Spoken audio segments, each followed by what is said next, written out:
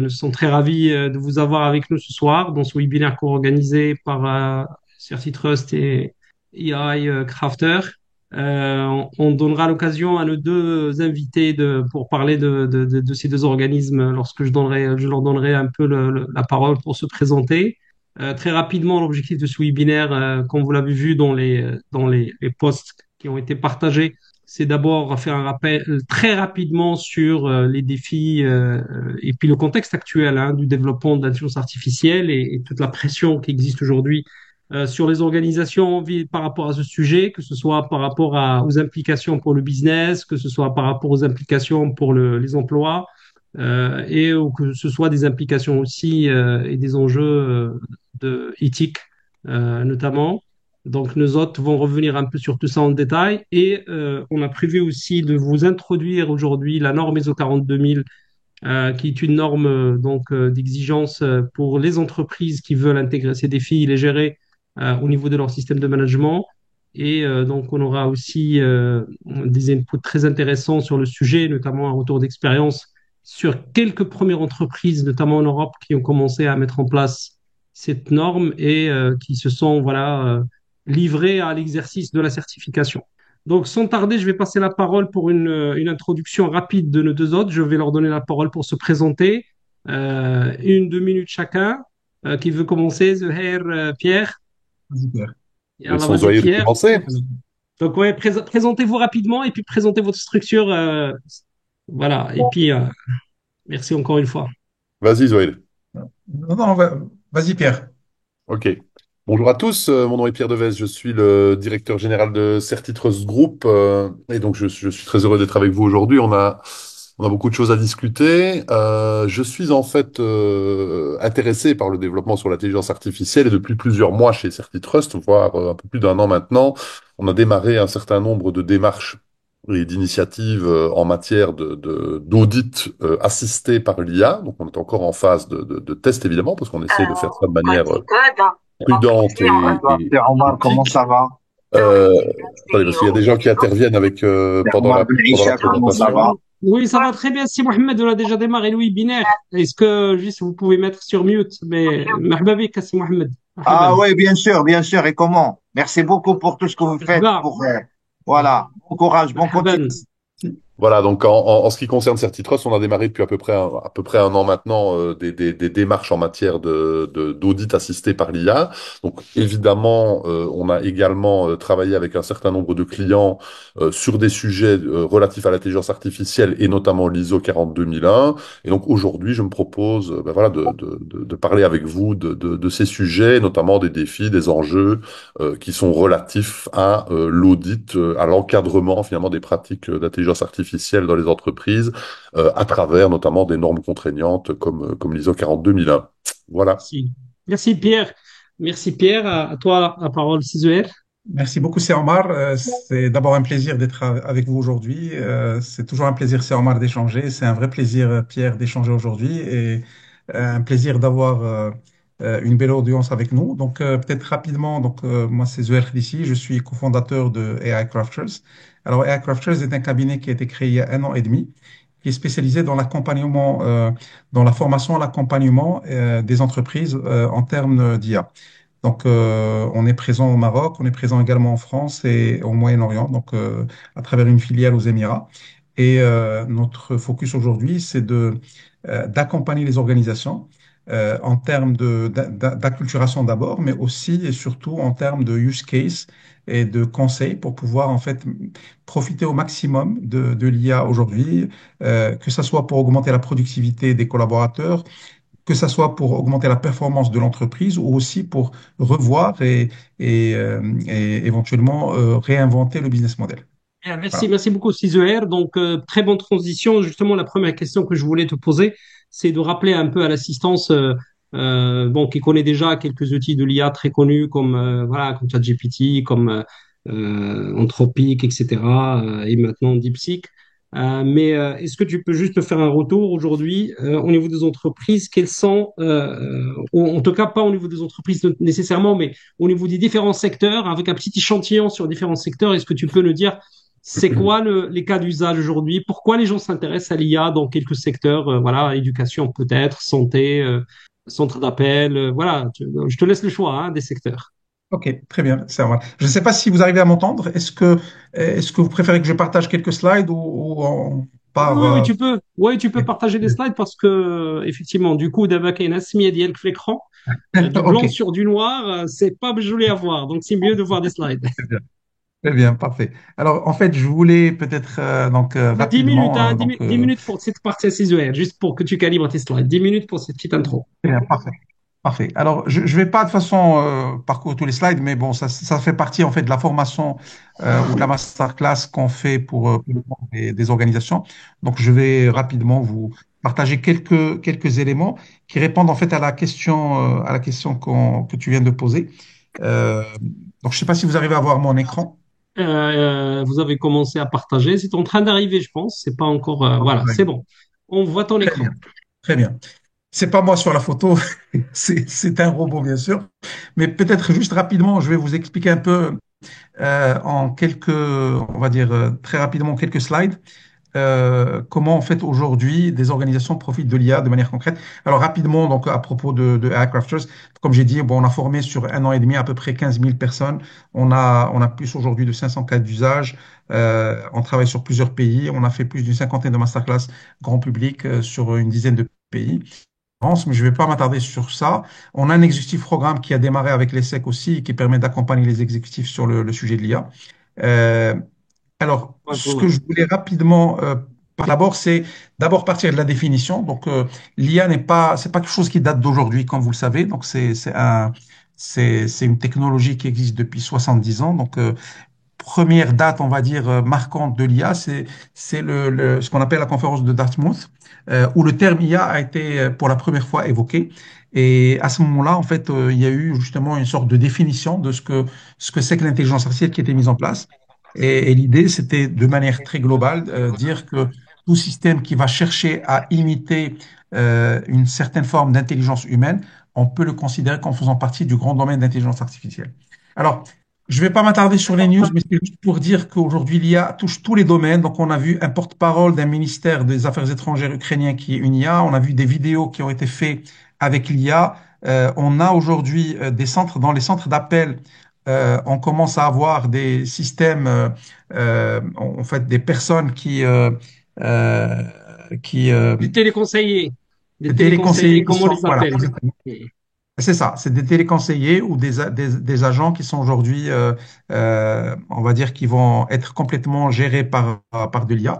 On a même, et ça fait partie aussi des choses aujourd'hui dans lesquelles il y a de plus en plus d'usage, il y a même aujourd'hui, par exemple, dans une caissière à Moscou qui est complètement générée par l'IA, donc toute l'interaction qui se fait avec les clients se fait avec une forme d'IA. Donc, encore une fois, pour répondre à la question déjà, aujourd'hui, l'IA touche tous les domaines, tous les secteurs d'activité, avec un impact plus ou moins important, mais de plus en plus grandissant. On constate depuis, en tout cas ces 2 dernières années, une accélération de l'usage. Alors pourquoi l'accélération? Parce que c'est important de comprendre aussi le contexte.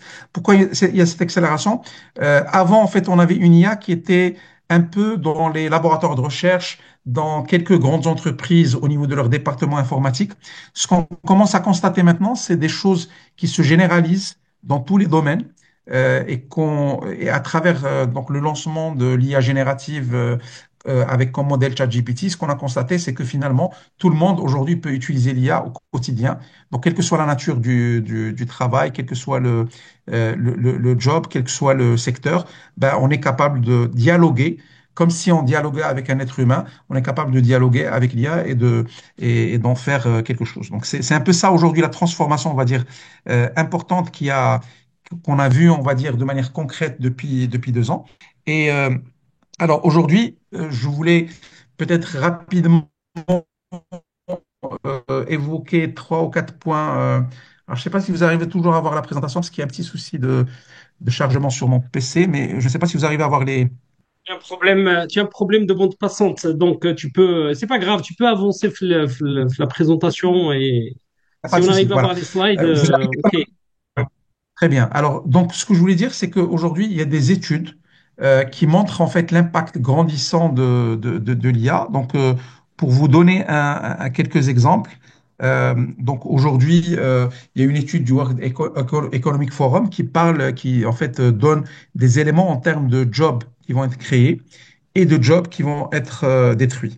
Et aujourd'hui, on pense que à horizon 2027, c'est-à-dire dans 2 ans, on parle de pratiquement 81 millions de jobs euh, qui vont être détruits et 69 millions de nouveaux jobs qui vont être créés. Donc tout ça, ça pose des problématiques par rapport à l'entreprise. Alors il y a d'autres études aussi qui montrent que 70% des tâches qu'on fait vont disparaître et on va devoir faire de nouvelles tâches. Et là Oui. aussi, on parle d'un horizon très court, c'est-à-dire qu'on parle de horizon des 5 prochaines années. On a également d'autres, alors une étude par exemple qui a été faite par Harvard avec BCG, qui a en fait pointé du doigt un phénomène très simple. Il y a eu une étude qui a montré qu'avec de l'IA, en utilisant de l'IA au quotidien, on arrive chez des consultants BCG à faire 12,5% plus de tâches, Oui. 25% plus rapidement et avec 40% plus de qualité. Donc, tout ça, c'est pour dire qu'il y a une transformation majeure qui est aujourd'hui en train de se poser au sein des entreprises. Et cette transformation, Concrètement, à EZR, aujourd'hui, est-ce que tu peux nous donner des exemples de deux, trois secteurs? Qu'est-ce qui change dans le modèle de ces entreprises, dans ces secteurs à cause de l'IA? alors, avant de parler, si tu me permets, Omar, avant de parler de secteur, je vais parler d'abord de métier. Donc, Oui, aujourd'hui, je vais secteur au métier, oui, secteur au oh oui. métier. Alors, je vais parler de métier pour donner des exemples. Ben, justement, on a parlé de centre d'appel, par exemple. Bon, ça, on peut considérer que c'est un secteur et aussi c'est des métiers. Ben, aujourd'hui, le métier de téléconseiller, il est clairement, hein, enfin, c'est un métier qui va devoir évoluer de manière forte parce qu'on va pouvoir avoir. Alors, je ne sais pas si vous le savez, mais il y a quelques mois, il y a eu l'action en bourse de Téléperformance au niveau mondial qui a perdu Oui, 75% de sa valeur parce qu'il y a eu une déclaration d'une start-up suédoise qui s'appelle Klarna qui a lancé en fait des téléconseillers virtuels complètement générés par l'IA et qui, dans les tests, ont montré une efficacité importante dans dans la manière avec laquelle ça permet d'interagir avec les clients. Donc, on est en train de parler de toute une industrie et tout un métier qui peut, du jour au lendemain, disparaître. Alors, il y a 6 mois, on se disait, oui, ça marche très bien pour l'anglais, mais c'est très moyen pour le français et ça ne marche absolument pas pour Delija. Sauf qu'il y a quelques mois, on a vu que OpenAI a pu intégrer Delija. Et donc aujourd'hui, on peut considérer que, alors peut-être pas immédiatement, mais sur quelques mois, on va peut-être avoir le métier de téléconseiller, qui soit en Delija, en français ou en anglais, qui peut, alors je ne vais pas dire que le métier va disparaître, mais peut-être va devoir s'orienter. Donc au lieu de répondre aux appels, on va peut-être plus se concentrer sur des appels sortants avec une valeur ajoutée commerciale, marketing, où il doit y avoir un vrai travail émotionnel, de gestion du client, etc. Donc tout ça, c'est pour dire, bon, ça c'est un exemple, mais il faut savoir par exemple qu'il y a une étude il y a 2 mois qui a montré que une IA de Google qui s'appelle Gemini Med, qui est une sorte de déclinaison de Gemini dans le domaine médical, a été, alors on a mesuré quelle est la qualité du diagnostic médical fait par un médecin tout seul, fait par un médecin aidé avec l'IA et fait par l'IA toute seule. Alors le médecin a pu avoir une qualité de diagnostic de 70%. Le médecin avec l'IA a atteint 79% et l'IA toute seule a atteint 90%. Donc l'IA toute seule arrive à donner un diagnostic meilleur que le médecin avec l'IA. Bon, ça, c'est pas pour dire que le médecin va être remplacé, mais le métier de médecin lui-même va devoir changer de manière fondamentale. C'est-à-dire que au lieu de se concentrer sur les diagnostics qui étaient peut-être 70% ou 60% de son travail, bah, il va devoir faire des choses autrement. Et ce que je dis pour le médecin, bah, on peut prendre par exemple dans les métiers de l'entreprise un RH qui passait ou un assistant RH qui passait du temps à traiter des CV. Aujourd'hui, on a des use cases qu'on a déjà déployés en entreprise au Maroc, au Moyen-Orient ou en France, où en fait toute la partie traitement de CV, elle est faite de manière automatique. Donc, scoring par rapport au poste, mais pas que, automatisation de toute la chaîne de communication avec le candidat jusqu'au niveau de la préparation en fait des entretiens. Donc, on est en train de parler de une partie non négligeable du métier du recruteur qui est en train d'être transformé. Et ce que je dis pour le recruteur est valable pour le marketeur, est valable aussi pour le financier, le comptable, etc. Donc, ce qu'on est en train de dire, et c'est ça en fait ce que je voulais, bon, on parle de 70% de tâches qui pourront disparaître avec l'automatisation par l'IA. On parle aussi d'une IA générative qui va ajouter aussi de la valeur en termes d'économie. Dans Ça. l'économie mondiale, c'est quelque chose, c'est un apport qui se mesure aujourd'hui entre 2,6 à 4,4 trillions de dollars. On parle de certains secteurs qui vont capter le maximum de valeur. Donc, on parle bien sûr de la R&D, mais aussi du marketing, du service client et de la vente. Donc, en fait, ce que ça pose comme problème pour l'entreprise, ça pose une première problématique de base, c'est de dire est-ce qu'on continue à recruter? Et on a eu des clients qu'on a accompagnés au Maroc et à l'international qui se posent d'abord la première question, est-ce qu'on continue à recruter ou pas? Si on continue à recruter, dans quel métier on doit recruter? Et qu'est-ce qu'on fait de tous les collaborateurs qu'on a qui vont devoir se reconvertir ou changer de manière de faire? Euh, c'est le même phénomène qu'on a eu avec l'informatique. Si vous vous rappelez, il y a 30 Oui. ans au Maroc, quand on rentrait dans les entreprises, la majorité des gens utilisaient du papier pour travailler. Très peu de gens avaient des ordinateurs. Peut-être il y avait que les responsables, enfin les directions système d'information qui utilisaient des ordinateurs. Aujourd'hui, on ne peut pas envisager un seul métier au sein de l'entreprise qui ne fait pas usage d'une manière ou d'une autre d'un outil informatique, qui soit un ERP ou un système CRM ou un système de gestion RH ou un système comptable, etc. Donc, c'est ça aujourd'hui les défis que ça pose pour l'entreprise. Premier défi, c'est qu'est-ce qu'on fait par rapport au recrutement, qu'est-ce qu'on fait par rapport à nos collaborateurs actuels. Où est-ce qu'on doit éventuellement faire du upskilling, où est-ce qu'on doit faire du cross-skilling et comment on fait pour le recrutement. Deuxième défi majeur, et là aussi, donc je passe à une autre étude qui a été faite par BCG. Euh, Comment tirer le maximum profit de cette nouvelle vague? Parce que clairement, ça va apporter de la valeur. Et en fait, cette étude BCG a montré que les entreprises qui ont été le plus gagnantes en tout cas sur les 2 dernières années, c'est des entreprises qui ont investi énormément sur la productivité et qui ont pu obtenir 10% d'amélioration de productivité de leurs collaborateurs.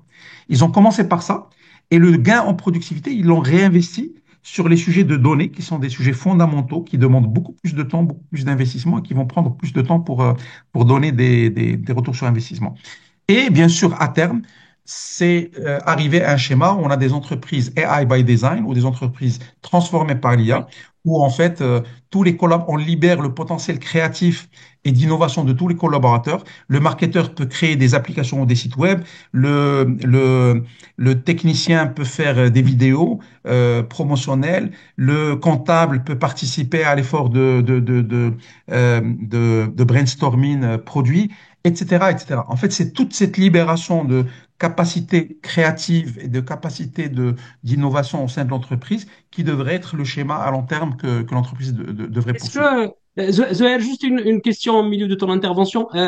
Bien sûr, l'impact social, on le voit, l'impact sur les emplois, aussi les gains en productivité. Mais est-ce que tu as des exemples à partager avec nous où des entreprises ont changé leur modèle opérationnel carrément? C'est-à-dire, ils ont carrément trouvé de nouveaux métiers grâce à l'IA. Alors, changer tout le modèle opérationnel, on n'y est pas encore. Dans la majorité des cas, que ce soit au Maroc ou à l'international, on n'y est pas encore. Par contre, il y a beaucoup aujourd'hui d'entreprises qui ont déjà réalisé ce premier niveau. Donc, nous, on parle de 3 niveaux de maturité de l'IA. On parle de ce qu'on appelle AI Enhanced Enterprise. Ça, c'est le premier niveau. C'est l'augmentation de productivité avec l'automatisation et de l'outillage. Et ça permet d'avoir des gains de productivité de 10 à 30%. Donc, beaucoup d'entreprises y sont aujourd'hui au Maroc. Donc, dans des secteurs comme la banque, dans des secteurs comme l'assurance, où il y avait beaucoup de travail back-office qu'on peut au fur et à mesure commencer à automatiser et qui est en train d'être automatisé. Par exemple, pour la gestion des dossiers de crédit, pour la gestion de la fraude, pour un certain nombre de sujets. Et donc ça, aujourd'hui, ça commence au Maroc. Sur le sujet de la donnée, il y avait des investissements qui ont commencé depuis quelques années et aujourd'hui qui commencent à donner satisfaction. Donc on a commencé à voir aujourd'hui euh, on utilise la donnée de l'entreprise pour avoir des chatbots, pour avoir en fait des outils, de nouveaux produits intéressants aux clients, pour optimiser les produits existants. Mais là où justement tout le monde, enfin le Graal serait pour tout le monde, serait d'arriver à un stade où justement il y a cette transformation majeure. Aujourd'hui, on la voit principalement chez les startups qui sont AI by design.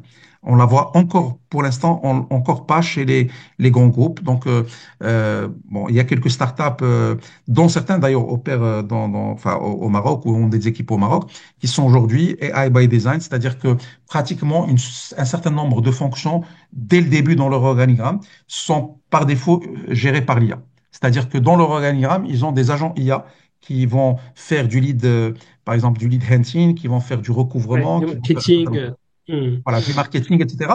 Et ça devient partie intégrante de leur organisation. Donc là, on le voit dans des startups. Bon, on a accompagné aussi quelques startups moyen-orient qui ont commencé à mettre ça en place. Donc c'est l'avenir aujourd'hui. Ça va être justement une entreprise qui a été pensée de telle façon à ce que tout ce qui peut se faire par l'IA est fait par l'IA et l'humain se concentre sur là où il a le plus de valeur ajoutée, là où il peut faire de la créativité, là où il peut apporter de la valeur émotionnelle, sociale ou créative. D'accord. Et donc, Zouhair, en fait, ce qu'il faut, c'est, je pense que déjà les entreprises, ils doivent faire ce travail d'évaluer quel est le potentiel d'utilisation de l'IA au niveau de leur process. Et Exact. j'imagine que c'est là où vous, et Crafter, vous intervenez aussi. Mais aujourd'hui, Alors, pour être très concret, Zama, pour être très concret, Zama, au-delà de la mode, de la diète, etc., ouais, ouais. tu penses que les entreprises au Maroc travaillent sur le sujet de façon proactive ou là, ils attendent wesh le jay ou ça fait? Est-ce que vraiment les entreprises s'intéressent au sujet, à part les centres d'appel, et effectivement, ils sont dessus parce que ça leur fait des gains énormes de productivité et ça leur permet de rester dans l'industrie? À part un deux secteurs, est-ce que vraiment il y a des entreprises Non, la chez vérité, nous, les entreprises ouais. travaillent sur. Hmm. Alors, aujourd'hui, beaucoup d'entreprises travaillent sur le sujet. On a accompagné une cinquantaine d'entreprises au Maroc. Donc, ça va de banques importantes de la place à des PME, des grosses PME, etc. Ça peut aller de l'industrie pharmaceutique à des domaines, par exemple, comme le support client ou la gestion de relations clients. Donc, on a en fait des initiatives. Maintenant, quelle est l'ampleur, effectivement? On n'est pas encore au stade où vraiment on est dans une logique de transformation de l'entreprise. On est dans des stades de gain de productivité, c'est-à-dire que aujourd'hui, l'entrepreneur marocain ou l'entreprise marocaine, on trouve en tout cas qu'elle est très à l'aise pour aller chercher les gains de productivité, de performance, etc. Par contre, elles se sont beaucoup moins à l'aise dans une logique de transformation complète de business model ou de modèle opérationnel. Maintenant, cette crainte existe partout. On a constaté la même crainte en Europe. On a accompagné quelques clients en France, en Belgique et en Hollande. Euh, donc, c'est pas uniquement le cas du Maroc. Il y a aussi beaucoup de peur, beaucoup de risques que beaucoup d'entreprises perçoivent par rapport au sujet d'IA. Donc, concrètement, si tu me poses la question, est-ce qu'il y a des entreprises qui ont déjà pris l'initiative? Il y a beaucoup qui ont pris l'initiative en faisant des feuilles de route. Alors, par contre, il faut comprendre aussi qu'on est dans un contexte qui est très mobile. Et dans ce contexte très mobile, il faut faire attention à ne pas faire des investissements sur le long terme. C'est important de faire des itérations en mode agile, de construire des use cases, de commencer à les implémenter, de mesurer le retour sur investissement et de réitérer. Aller faire des stratégies sur 2, 3 ans, alors qu'on voit DeepSeek qui vient de venir il y a à peine un mois, on voit que la partie raisonnement qui n'existait pas dans les modèles avant, qu'elle a commencé à être intégrée au fur et à mesure, qui commence à être efficace, qu'on voit aujourd'hui un certain nombre de transformations se faire, je pense que ça serait dangereux pour n'importe quelle entreprise. On est dans un contexte qui est très, on est dans un sable mouvant. On ne va pas, à mon sens, aller tout de suite faire des stratégies, surtout que la visibilité aujourd'hui sur l'évolution de la technologie, elle est très faible. Donc, euh, moi, la vérité, je pense que c'est tout à fait normal. Maintenant, ce qui n'est pas aujourd'hui, là où on n'est pas forcément très bon, c'est sur les systèmes de gouvernance et de management. C'est-à-dire que on veut faire l'IA, on veut la faire à la périphérie de l'entreprise, on veut la faire en testant des exemples, en faisant des use cases, mais est-ce qu'on est capable aujourd'hui d'avoir la bonne organisation, les bons process, le bon système de management et derrière les bonnes garde-fous, règles, etc., pour pouvoir la gérer. Là, il y a une vraie question. Tout à l'heure, j'ai parlé par exemple de Absolument. credit scoring. Ben, le sujet du credit scoring pose énormément de problèmes d'un point de vue euh, équité, d'un point de vue biais des modèles, etc. Et donc tout ça, c'est des choses qui doivent être prises en compte, qui doivent faire partie de la réflexion globale de l'entreprise. Je donne juste un exemple très Absolument. simple par ça. C'est l'exemple aujourd'hui d'un grand groupe marocain qu'on a accompagné et qui s'est posé la question, et de manière légitime, est-ce qu'aujourd'hui, la majorité de mes collaborateurs ne sont pas déjà en train d'utiliser ChatGPT?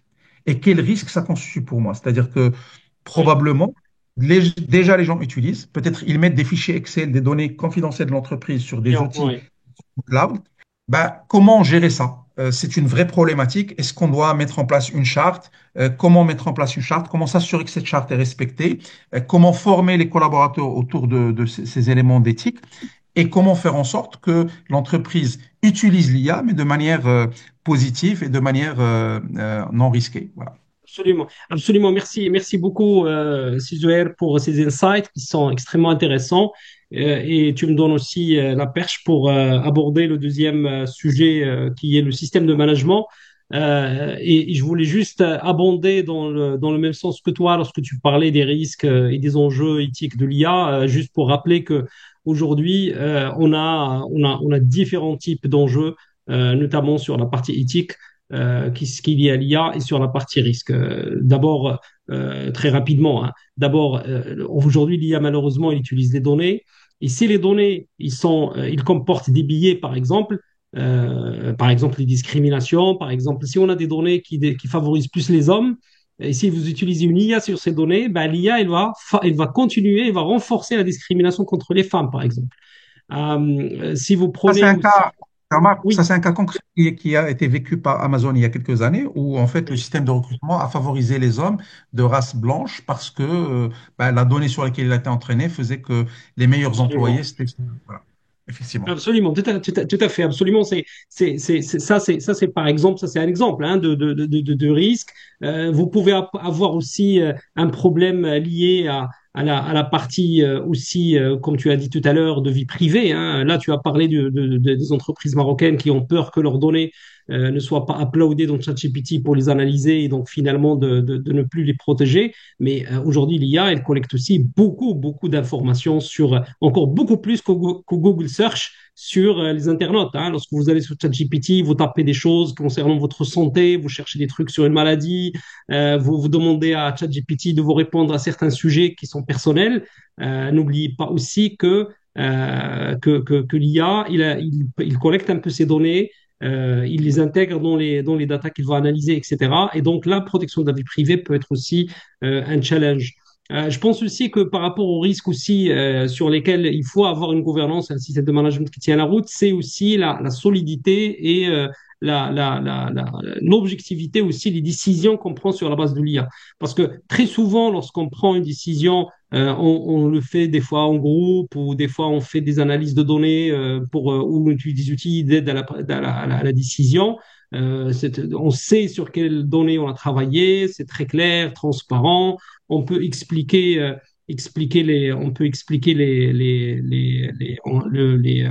les décisions prises. Aujourd'hui, l'IA, des fois, lorsqu'il donne des réponses, on lui donne des scénarios et il va nous donner une décision. C'est une boîte noire. Hein. On ne sait pas l'IA, le LLM ou les LLM peut-être, etc., qui tournent derrière pour nous fournir la décision. On ne sait pas du tout sur quelle base cette décision a été construite. Rapidement, deux autres points aussi qui concernent les enjeux, c'est aussi lorsque vous prenez une décision sur la base de l'IA. Tout à l'heure, Zuhair, tu parlais des médecins qui peuvent être augmentés par l'IA et qui peuvent prendre des décisions ou en tout cas faire des diagnostics et voire même des traitements proposés aux malades sur la base de l'IA. Si l'IA se trompe, fait une erreur, qui est responsable? Ça aussi, c'est un sujet. C'est qu'aujourd'hui, est-ce que c'est le médecin? Le médecin, il a utilisé une technologie. Est-ce que l'IA va être responsable? C'est pratiquement impossible à considérer. Et donc, ça, c'est un autre sujet. Et le dernier sujet dont tu as beaucoup parlé, Zuhair, c'est effectivement cet aspect d'impact social et sociétal. Parce que lorsque, par exemple, un gros opérateur de centre d'appel va basculer vers des bots, vers des téléconseillers qui sont basés sur l'IA et licencier les gens, comment on va le faire? Est-ce qu'on va le faire en toute transparence? Est-ce qu'on va informer les gens et on va faire un plan social et on essaye de les aider à développer de nouvelles compétences pour faire d'autres métiers au sein de l'entreprise et ne pas juste être céder rapidement hein, à la pas du gain, à la pas de la productivité et finalement mettre les gens dehors. Ça aussi, c'est un vrai sujet éthique hein, qui se pose. Et donc, tous ces sujets, aujourd'hui, ont besoin d'être intégrés dans la réflexion d'une entreprise donnée hein, lorsqu'il veut mettre en place l'IA, parce que ça comprend des risques, effectivement. Il y a des aspects éthiques, comme je viens de le dire. Et donc, le système de management, comme tu as dit, Zuhair, est extrêmement important pour apporter des réponses à tout ça. Donc, juste avant de donner la parole justement à Pierre, qui va plus ou moins nous donner un peu la solution, hein, cette norme ISO 42000 qui a été adoptée vers fin 2023.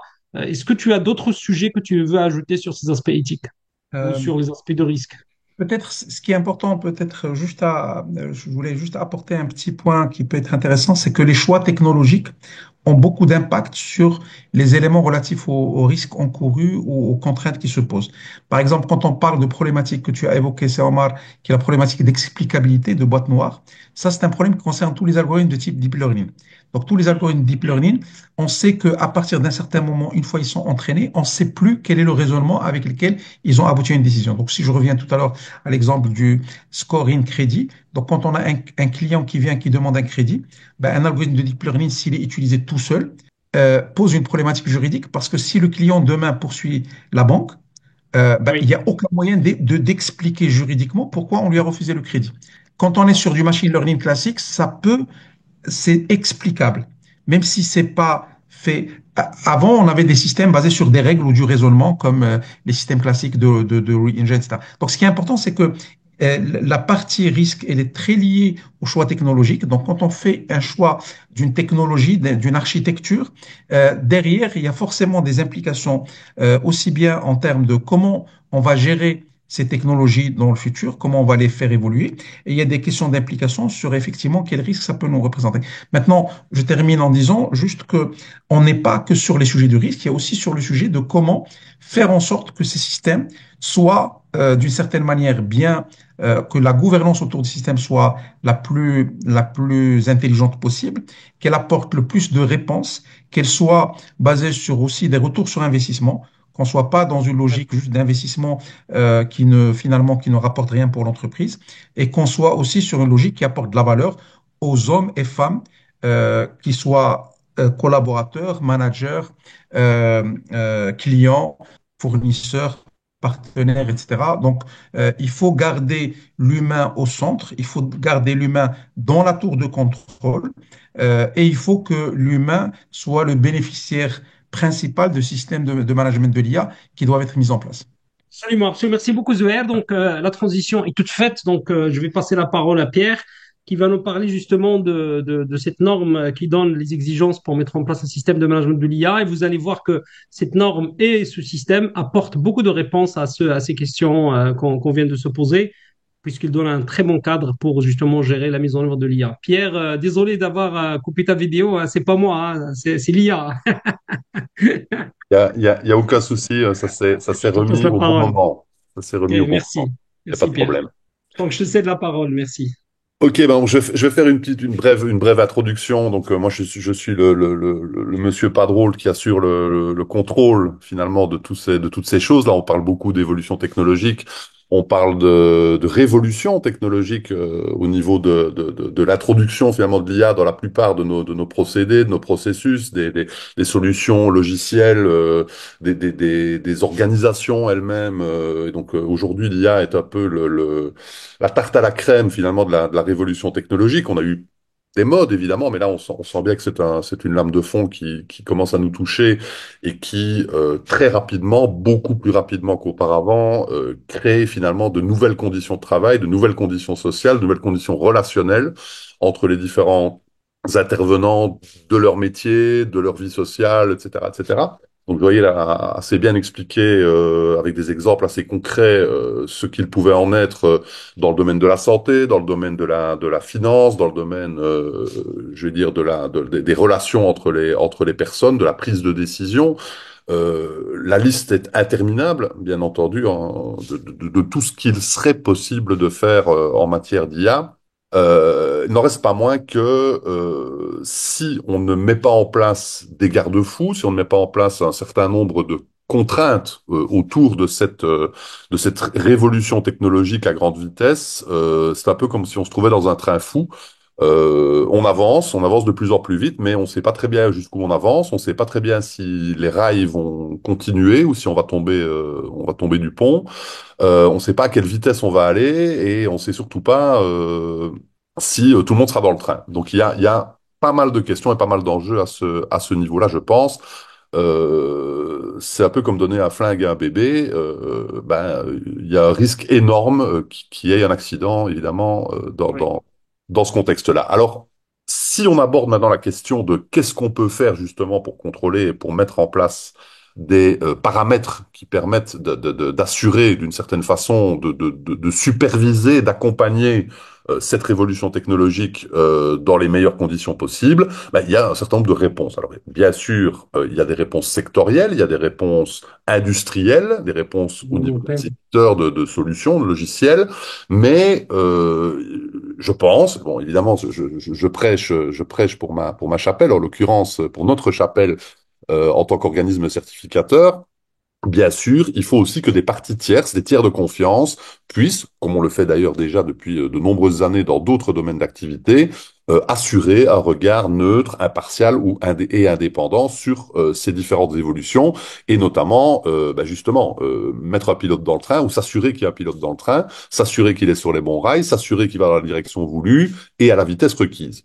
Et donc, une des solutions, c'est le sujet, je veux dire, sur lequel on m'a demandé d'intervenir ce soir, c'est la norme ISO 42001, la norme ISO 42001 qui a été publiée en 2023, qui a commencé évidemment à produire ses effets et ses premiers audits dans l'année 2024. La norme ISO 42001, c'est un cadre de référence qui est spécialement conçu pour guider les organismes à assurer finalement leur conformité par rapport aux solutions d'intelligence artificielle.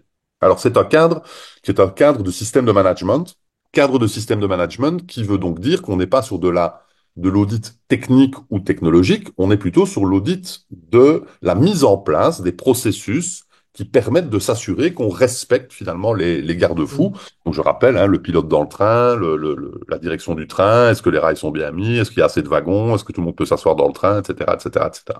Et donc, contrairement à d'autres normes plus généralistes que notre public connaît sans doute, qui sont les normes ISO 9001 pour la qualité, ISO 27001 pour la sécurité de l'information, pour citer que ces deux-là, contrairement donc à ces normes plus généralistes, l'ISO 42001 met l'accent sur les spécificités propres à l'implémentation de systèmes d'intelligence artificielle au sein de l'entreprise. Et notamment, elle focus sur la nécessité d'un examen rigoureux et permanent de la qualité et de la pertinence, notamment des jeux de données. On en a parlé tout à l'heure, donc Zoé l'a évoqué avec toute une série d'exemples très pertinents. Omar l'a confirmé tout à l'heure en synthétisant un petit peu le premier sujet.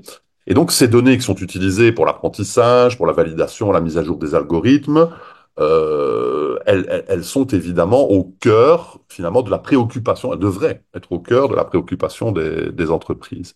L'ISO 42001 aborde aussi une autre nécessité, c'est la nécessité d'évaluer la traçabilité des modèles. Donc, je reprends l'exemple du train, c'est-à-dire est-ce qu'on est sur les bons rails, est-ce qu'on est dans la bonne direction.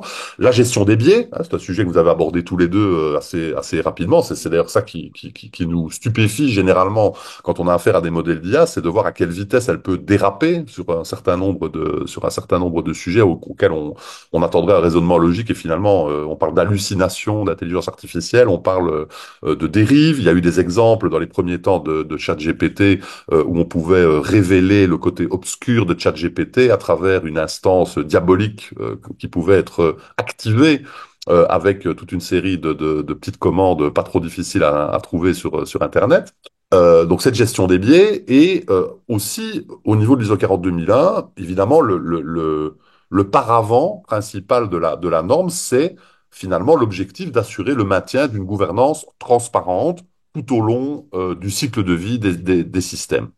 Donc l'objectif principal pour nous en tant qu'organisme certificateur à travers l'utilisation du cadre de référence pour auditer les organisations et donc pour les aider finalement à rester dans le cadre et à permettre un développement harmonieux, pertinent et on va dire inoffensif, peut-être même oser le terme inoffensif de l'intelligence artificielle, c'est pour nous de permettre à nos auditeurs, les gens qui vont sur le terrain pour interroger les bénéficiaires, aider les auditeurs à mieux cerner la nature et l'ampleur des risques qui sont liés à l'IA, qu'il s'agisse par exemple de vulnérabilité en matière de cybersécurité, c'est un sujet évidemment tout à fait connexes du développement des logiciels, et notamment le logiciel d'IA, qu'il s'agisse de problématiques éthiques, comme Omar l'a dit tout à l'heure, le respect de la vie privée ou la non-discrimination, hein, c'était les deux exemples essentiellement que j'ai retenus de vos interventions tout à l'heure.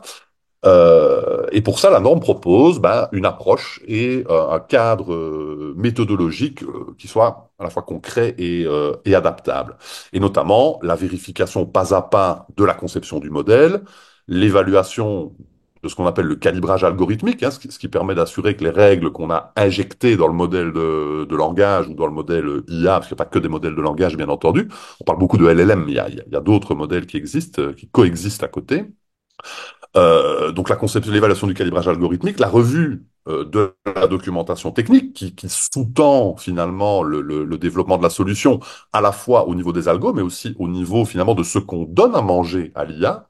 Hein, nourrissez votre chien avec de la viande rouge, il va devenir agressif. Donnez-lui de temps en temps des légumes, il sera beaucoup plus facile à caresser. Hein, c'est un peu l'idée. Donc qu'est-ce qu'on donne à manger à l'IA? La revue de cette documentation technique, l'analyse également de qui peut accéder et sous quelle forme on peut accéder aux données, puisque ces données, évidemment, quand on parle de données personnelles, mais il peut aussi y avoir des données sensibles, simplement. Donc le risque que Zoé évoquait tout à l'heure, concernant notamment des employés qui utiliseraient de manière, on va dire, non légitime ou non autorisée, en tout cas, l'IA au sein de leur pratique professionnelle, finalement, en se connectant, qui ne l'a pas fait, en se connectant sur ChatGPT depuis le bureau, en copiant-collant le contenu d'un document de l'entreprise, sans se poser la question de savoir si ce document a une valeur quelconque pour l'entreprise ou pourrait représenter un risque de divulgation accidentelle par l'employé. Donc tous ces éléments-là sont évidemment indispensables à être cadrés. On doit pouvoir empêcher les gens de se faire du tort eux-mêmes ou de faire du tort à l'entreprise. Et donc la gestion des droits d'accès sur les données doit être aussi au cœur des préoccupations, ce qu'aborde la norme ISO 42001.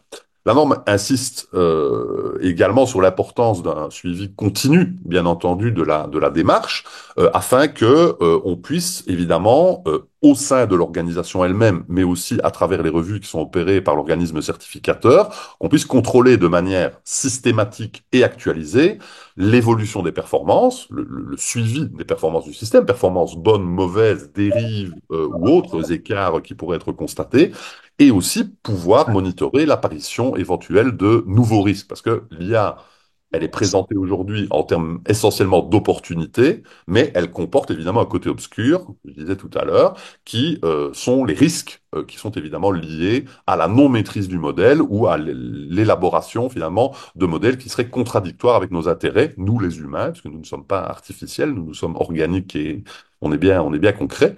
Donc il ne faudrait pas évidemment que cette IA soit néfaste à l'humanité. Alors, je dis pas qu'une norme internationale va sauver l'humanité de l'intelligence artificielle, mais en tout cas, il y a un certain nombre de jalons et un certain nombre de points qui sont mis en place pour s'assurer qu'on puisse, à tout le moins, accompagner ce développement et maîtriser finalement les différentes phases de ce développement.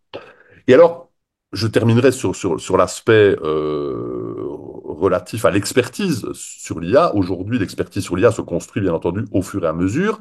J'ai même constaté, dans un certain nombre de cas, qu'elle se construit à travers le recours à l'IA elle-même, c'est-à-dire qu'on a des collaborateurs, des auditeurs, des clients, des partenaires qui utilisent l'IA pour améliorer leur performance ou améliorer leur façon de faire, quelle qu'elle soit. Et donc, il faut bien se dire aussi que ce qu'on apprend de l'IA, c'est ce que d'autres lui ont donné. Est-ce que, et en tant qu'auditeur, j'ai toujours tendance à me poser la question, c'est un peu le doute salutaire, hein, c'est comme pour un historien, je veux dire, à un moment donné, je vais me dire, oui, mais quelle est la source?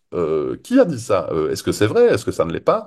Donc, il y a quand même un doute qui doit persister lorsqu'on interagit avec ce type de système, de se dire, évidemment, mais quelle est la véracité, l'exactitude, la précision, la source authentique d'informations. Donc, quelle est la, entre guillemets, vérité à laquelle je m'attends quand j'interroge ou que j'interagis avec le modèle d'intelligence artificielle.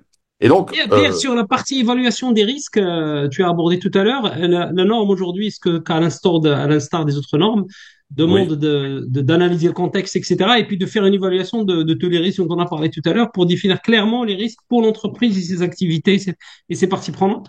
Oui, alors en termes de risque, j'aurais tendance à dire finalement c'est quoi les aspects les plus critiques qui sont à superviser, à revoir lorsqu'on audite un système d'intelligence artificielle? Je dirais qu'il y a trois axes qui ressortent particulièrement. Bien entendu, la gouvernance. Il y a une clause spécifique de la norme, la clause 5.2, qui aborde cette question dans le cadre du leadership et de la planification des activités.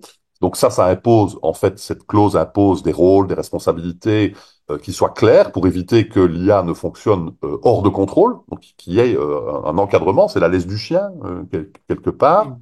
Ensuite, il y a un autre aspect qui est fondamental, c'est la gestion des données. Hein, c'est ce que je venais d'expliquer tout à l'heure en disant finalement d'où viennent les données, sont-elles saines, qu'est-ce qu'elles ont comme implications, sont-elles personnelles, sont-elles sensibles, y a-t-il des aspects critiques à envisager, etc., etc.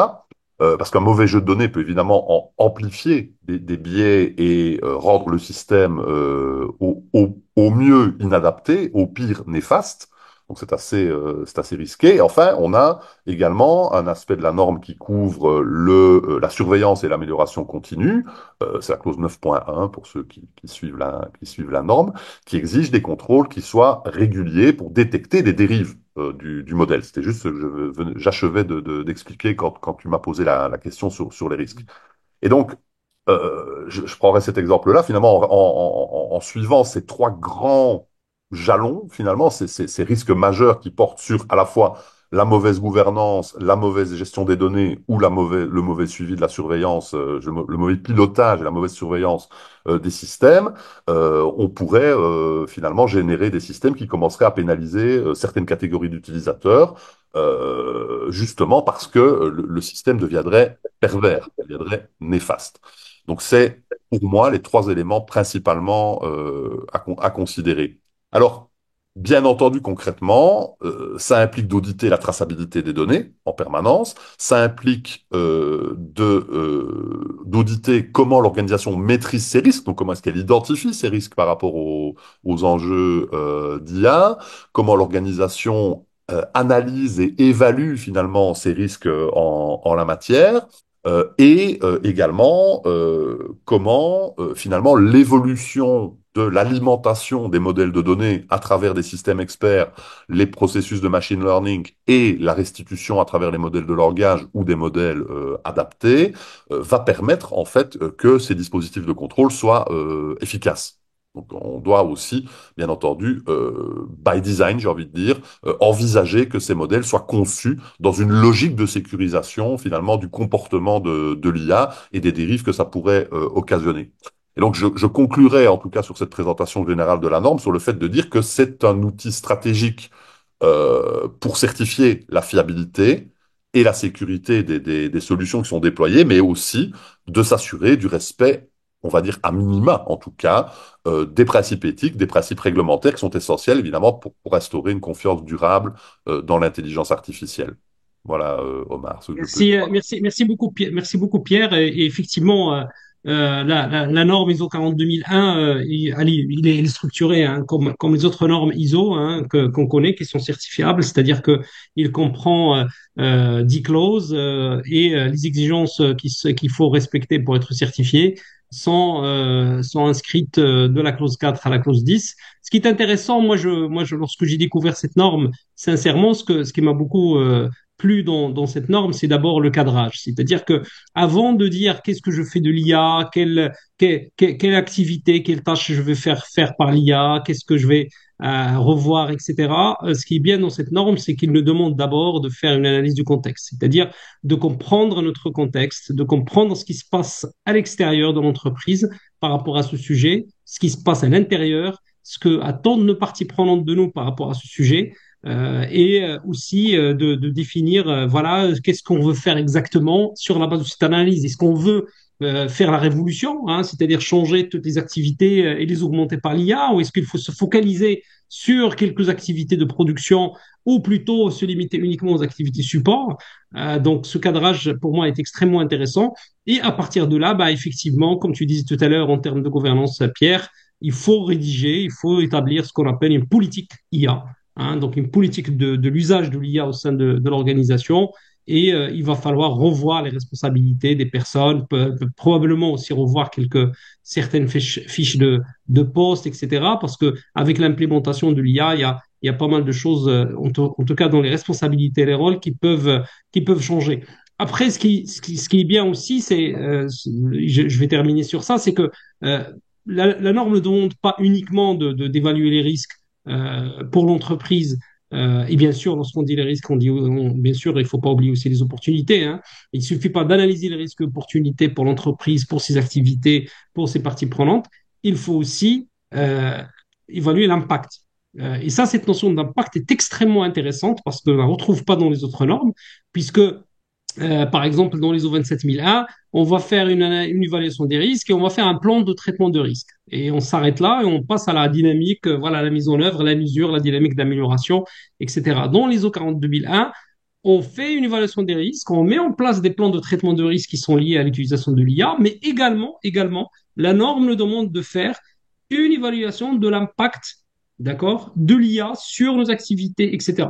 Et bien sûr, l'impact, c'est pas le risque, hein. L'impact, c'est qu'est-ce que, une fois on va intégrer l'IA, une fois on va transformer nos processus, etc., quel va être l'impact, par exemple, social, hein, sur les salariés, redimensionner les équipes, peut-être redéployer des équipes, peut-être même se séparer de certaines équipes au niveau de l'entreprise. Ça peut être aussi un changement dans la valeur créée pour le client et dans la proposition de valeur pour le client au niveau du delivery, au niveau des produits et des services de l'entreprise, etc. Et cette évaluation d'impact, elle est fondamentale parce que ça nous permet finalement de bien piloter la mise en œuvre de l'IA et l'usage aussi de l'IA. Hein, parce que oui, on dit que l'IA, il permet des gains de productivité, etc. Oui, ça peut avoir des gains de productivité, mais il faut faire extrêmement attention. Si on ne fait pas un bon pilotage, on pourrait avoir des gains de productivité au début, mais on va avoir aussi en parallèle des risques qui vont finalement même venir à engendrer un problème au niveau de l'entreprise par rapport à ces risques, soit des responsabilités qui vont devoir être assumées, soit des coûts supplémentaires de réparation de préjudices qui vont être causés par l'entreprise à cause de l'usage de l'IA en interne ou en externe, etc. Donc, ce travail ce couple risque-impact, pour moi, il m'a beaucoup plu dans la norme. Et donc, je reviens à nouveau vers toi, Pierre, pour te dire, pour te poser la question. Toi, tu as participé aux premières missions d'évaluation. Comment tu as Mhm. trouvé la mise en place du système de management de l'IA dans les entreprises que tu as auditées récemment? Alors, jusqu'à présent, donc on a eu plusieurs opportunités de démarrage. Donc, on a fait ce qu'on appelle des POC, hein, ce sont des proof of concept au niveau de l'audit. Donc, le client est mis dans la combine entre guillemets, c'est-à-dire qu'on lui explique qu'on va travailler ensemble sur un nouveau schéma référentiel. Donc, il y a assez peu de retour marché. On a assez peu d'expérience en matière de conformité, non-conformité, opportunité d'amélioration, puisque dans les systèmes de management, je veux dire traditionnels comme l'ISO 27001 ou l'ISO 9001, ben on a des habitudes, on a des gimmicks, on connaît les éléments qui sont éventuellement problématiques dans les entreprises ou sur lesquels il y a parfois des faiblesses. On a des benchmarks, voilà, on peut marque-up quelque part l'audit. Sur l'IA, c'est un peu plus difficile parce qu'il n'y a pas le même recul.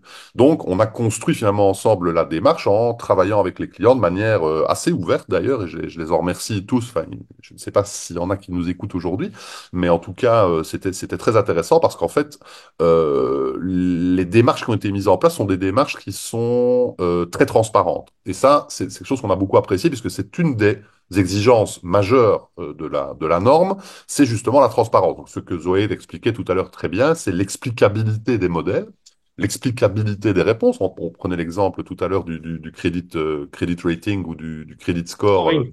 du Oui. scoring. Si on peut pas expliquer pourquoi on a pris une décision, c'est comme si un enfant de 6 ans te disait je veux ça mais oui tu veux ça pourquoi? Ben parce que je veux ça. Et donc on n'a pas de rationnel, on n'a pas de formalisation finalement d'une pensée rationnelle qui permette de dire j'ai fait ça parce que donc cette fameuse relation de cause à effet, hein, donc la causalité n'est pas clairement établie. Donc on a été sur ce sujet très agréablement surpris de voir que les entreprises qui ont entamé ces démarches avaient cet enjeu en tête et ont traité leur modèle de gouvernance et la mise en place de leur système de management en s'appuyant finalement sur ces problématiques et en essayant de les résoudre. Alors après, avec des fortunes diverses, bien entendu, tout n'est pas parfait. Et il y a encore évidemment des choses qui peuvent poser question. Deuxième chose, c'est qu'ils ont très bien également intégré la notion d'impact des systèmes d'intelligence artificielle, donc en matière de risque, puisque c'est une des variations par rapport à d'autres normes de systèmes de management qui est assez notable. Omar l'a très bien expliqué juste avant moi. Donc on a constaté qu'ils ont conscience potentiellement des impacts. Après, c'est dans l'exhaustivité finalement des impacts qu'il y a peut-être le plus de travail encore à réaliser. Et Oui. je pense que c'est le manque de recul qui crée finalement cette difficulté à identifier de manière certaine ou exacte la plupart des impacts possibles, certains de ces impacts-là n'étant pas simplement visibles aujourd'hui peut-être ou compréhensibles par les organisations qui ont eu affaire à nous dans le cadre de l'audit. Donc, comment dire, le retour que je peux faire aujourd'hui par rapport aux quelques missions qui ont déjà eu lieu, c'est Si qu'il on y a prend celle de, il y a une prise de excuse-moi Pierre, conscience. oui, Pardon. excuse-moi Pierre, mais si on prend l'exemple je sais que tu avais audité l'entreprise qui est dans le recrutement, les Oui, les process RH, oui. RH pour les entreprises. Par exemple, typiquement, dans une entreprise qui fournit ce type de service, quelle transformation, grâce à ce système, on pourrait Alors, ben, partager? la transformation, c'est un gain de productivité, bien entendu, puisque c'est quand même un des leviers numéro un de la mise en place de ce genre de système. C'est la possibilité de faire de la sérialisation, du tri, de la combinaison. Donc, c'est une entreprise que j'explique rapidement pour qu'on comprenne évidemment de quoi il s'agit, mais c'est une entreprise en fait qui propose une plateforme de sélection de missions pour des candidats et de sélection de candidats par des entreprises pour des missions particulières. Ok, donc c'est une plateforme, un marketplace finalement de boulot. Hein. Bon, voilà, comme il en existe un certain nombre. Et ce marketplace, en fait, est vendu comme un bundle à leurs clients. C'est-à-dire que des grandes entreprises achètent en fait le système, la solution as a service, et peuvent l'intégrer au sein de leur propre portail de RH. recrutement Hmm. et de faire tourner finalement des chatbots et des systèmes de raisonnement avancés permettant de discriminer des candidats qui viendraient chercher des boulots, mais qui permet aussi aux candidats, des entreprises qui sont de grande taille et qui ont beaucoup d'offres d'emploi, permettent aux candidats de trouver également un emploi qui matche avec leurs compétences. Donc c'est un système d'évaluation de scoring de compétences qui est assisté par l'IA. Et donc, on s'aperçoit sur ce genre de secteur d'activité et le type de service qui est rendu, qu'on travaille tout de suite, évidemment, avec de la donnée personnelle, puisqu'en fait, les gens vont devoir indiquer quelles sont Oui. leurs compétences, quelles sont certaines expériences qu'ils ont eues, télécharger leur CV, avec des données personnelles, évidemment, plein le document. C'est assez logique, un CV, c'est très personnel. Et donc les enjeux, tous les enjeux dont vous avez parlé tout à l'heure d'ailleurs, c'est amusant parce que moi je pensais à ce client-là quand vous expliquiez les différents sujets et ils ont identifié les impacts, ils ont travaillé sur ces éléments-là et ils ont essayé d'apporter des solutions. Alors il n'y a pas forcément des solutions à toutes les problématiques en permanence, mais en tout cas, la démarche de mise en place de système de management a aidé à maturer finalement la conception qu'on peut avoir et les a aidés aussi, d'après leurs propres déclarations, à s'interfacer avec leurs clients pour leur proposer finalement des éléments. Ils ont par exemple décidé, dans un cas particulier, de ne pas mettre en place une nouvelle fonction qui allait apporter encore un gain de productivité supplémentaire parce qu'ils n'étaient pas sûrs de la validité, de l'exactitude avec laquelle le système allait opérer et le risque de biais était trop important. Donc, ils ont fait un no-go parce qu'ils fonctionnent en mode agile. Donc, ils ont fait un no-go sur une release en disant non, on attend.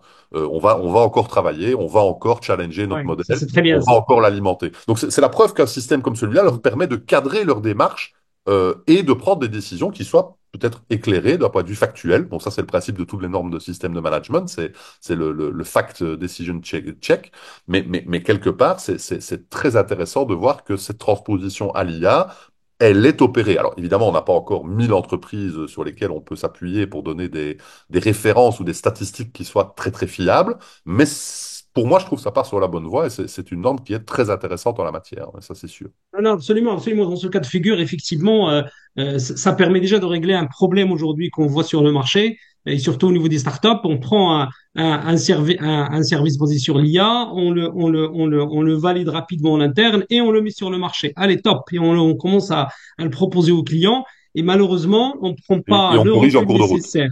Et Voilà, on corrige en cours de route. en cours de route, on commence à bricoler, alors qu'on ne prend pas le temps de faire une évaluation des risques, l'évaluation d'impact, de faire un comité de décision, on valide, etc., avant de mettre ça à disposition des clients. Et effectivement, ça peut causer beaucoup de tort à la fois aux clients, mais aussi même à l'entreprise. Hein. Si jamais les clients s'aperçoivent de problèmes au niveau de l'IA.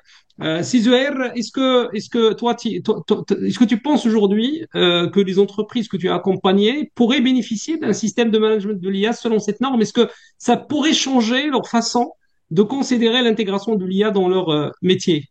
Alors, tout à fait. D'abord, peut-être, je vais juste en complément de ce qu'a dit Pierre, je voulais peut-être ajouter juste un truc, c'est qu'aujourd'hui, il faut savoir aussi qu'il y a tout un système de réglementation qui est en train d'être mis Oui, en place. Bon, en Europe, il y a en déjà le Europe. AI Act, mais ça va venir aussi dans d'autres pays et même à l'échelle internationale. Le Maroc, comme vous le savez, a été co-rédacteur d'une résolution D'accord. onusienne relative justement à la régulation ou à la mise en place ou le développement d'une IA responsable. Donc, d'ailleurs, on parle du terme IA responsable, Oui, c'est-à-dire c'est une IA qui est en même temps, on va dire, qui respecte un certain nombre de règles, etc. Donc aujourd'hui, il y a cette réflexion. D'ailleurs, au Maroc aussi, il y a la réflexion. Il y a eu un travail avec l'UNESCO qui a été fait, notamment par AI Movement, qui est un excellent travail justement pour essayer de voir jusqu'à quel niveau le Maroc en tant que pays est préparé par rapport au sujet. Et bien sûr, ce travail a été fait dans d'autres pays aussi également. Donc, c'est important de comprendre aussi que la norme est un outil aussi pour se préparer aux régulations d'abord actuelles quand ça concerne l'Europe et futures quand ça concerne d'autres places. Alors maintenant, pour revenir à d'autres endroits. Alors maintenant, pour revenir à la question, à ta question, Omar, aujourd'hui, en fait, le constat, c'est que bon, il y a des niveaux de maturité qui sont différents. Moi, je pense que aujourd'hui, des groupes euh, qui sont dans des secteurs importants de l'économie ne peuvent pas se passer aujourd'hui d'une norme comme celle-là. De la même façon qu'on ne oui, peut pas aujourd'hui se passer d'une norme comme 27001 dans le domaine c'est ça. de la sécurité des systèmes ou des données ou des systèmes Sécurité de d'information. l'information, de manière Voilà, générale. exactement. Oui, On peut pas, à mon avis, se passer, et surtout qu'aujourd'hui, il y a pas mal d'investissements qui sont faits par un certain nombre de grands groupes au Maroc, qui soient dans le domaine financier, télécom, industriel ou services.